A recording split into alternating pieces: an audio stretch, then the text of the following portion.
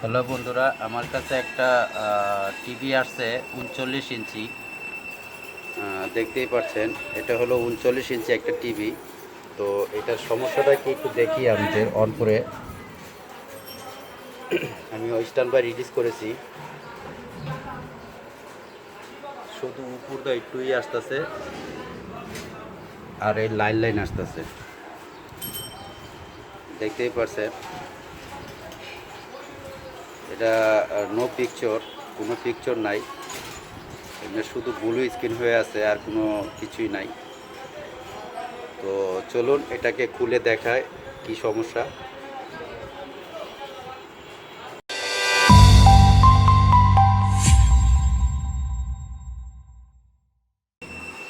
দেখুন বন্ধুরা, এ হলো প্যালেট নাম্বার AUO প্যালেট 39 ইঞ্চি।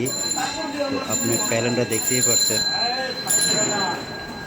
এই প্যালেটের কাজ সাধারণত আপনারা জানেনই, কিন্তু আজকে যেটা দেখাবো আমি আমার জানা মতে এইরকম ভিডিও ইউটিউবে কখনো কোথাও পাবেন না।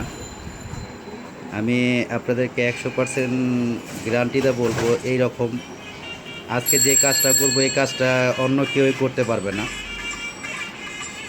জানি কি না, যা ইউটিউবে নাই, হয়তো জানে কেউ।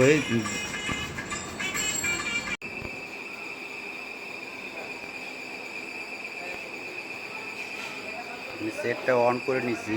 তো অন করার পরে আপনার সেটে ভোল্টেজটা মেপে দেখাচ্ছি।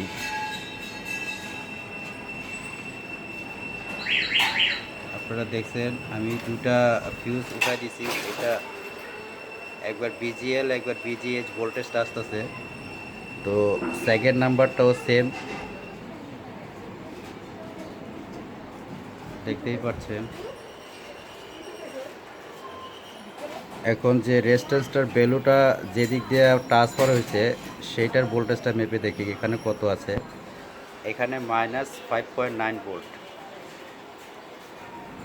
তার সাথেরটা কতটুকু আছে, এটাও -5.9 ভোল্ট। তো এই লাইন দুইটা শর্ট হয়ে আছে। তো এটা আমি শর্ট তো রিমুভ করতে পারবো না, কিন্তু অন্য একটা টিস বাতায় দিব, সেটার দ্বারা আপনি যদি করেন তাহলে অবশ্যই এটা হয়ে যাবে। তো চলুন আমি এটা করে দেখাচ্ছি। আমি লাইনটা টেনে আমি দেখাচ্ছি।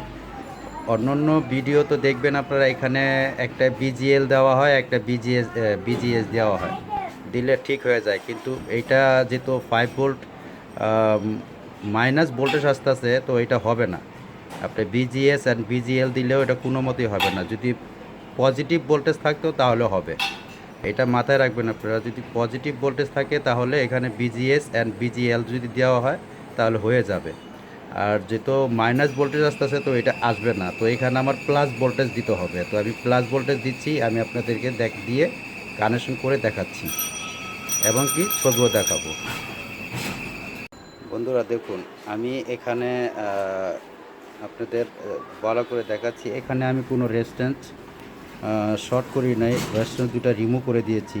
যেহেতু ভোল্টেজ এখান থেকেই LC1 LC2 এর ভোল্টেজটা আমি রিমুভ করে দিয়েছি। তো রিমুভ করে দেওয়ার পরে এখানে আপনারা যদি দেখতে চান, এখানে আপনারা দেখুন, এখানেও LC1 অ্যান্ড LC2 দুইটা পয়েন্ট আছে, যেটা আইসি থেকে এখানেও আসছে। তো আমি এই দুইটাকে শর্ট করে আমি একটা, দেখেন, রেড কালার একটা তার টেনে নিয়েছি। এই LC1 LC2 শর্ট করার পরে এখান থেকে আমার ডাইরেক্ট এই তারটা আপনি মাদার বোর্ডে যা দেখেন, মাদার বোর্ডের DC 12 ভোল্টে আমি এটা কানেক্ট করে দিয়েছি। তো DC 12 ভোল্ট কানেক্ট করে দেওয়াতে এটা হয়ে গেছে। তো আমি এটা পিকচার আপনাদের দেখাচ্ছি। যদি এটা মনে রাখবেন, মাইনাস ভোল্টেজ আসলে অবশ্যই এখানে পজিটিভ ভোল্টেজ দিতে হবে। আর পজিটিভ ভোল্টেজ না দিলে এটা কোনো মতেই হবে না। যদি পজিটিভ ভোল্টেজ থাকে তাহলে বিজিএল অ্যান্ড বিজিএইচ এই LC1 LC2তে দিয়ে দিলেই হয়ে যাবে। তো আমি দেখেন, আমি ছবি স্ট্যান্ড বাই রিলিজ করে দিয়েছি। তো আমি ছবি আপনাদেরকে দেখাচ্ছি। দেখুন, কোনো বার নাই, কোনো দাগ নাই, কোনো সমস্যা নাই, একদম পারফেক্ট এটা চলে আসছে। তো আমি এটাকে আপনাকে ফিটিং করে আবার আপনাদেরকে দেখাচ্ছি।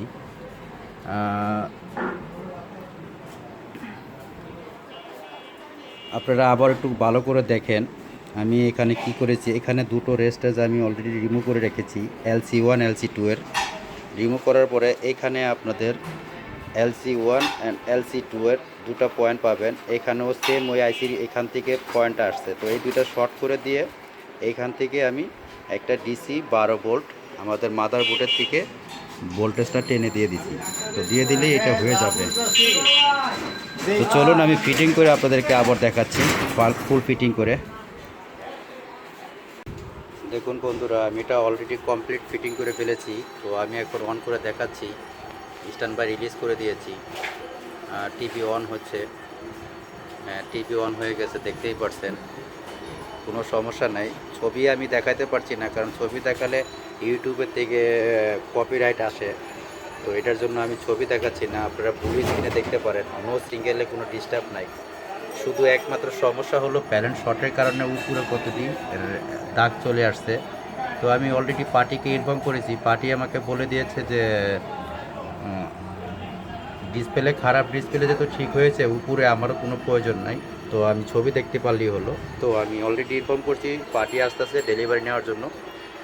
আর যদি ভিডিওটা ভালো লাগে তো অবশ্যই লাইক শেয়ার করবেন। ধন্যবাদ সবাইকে, ভালো থাকবেন।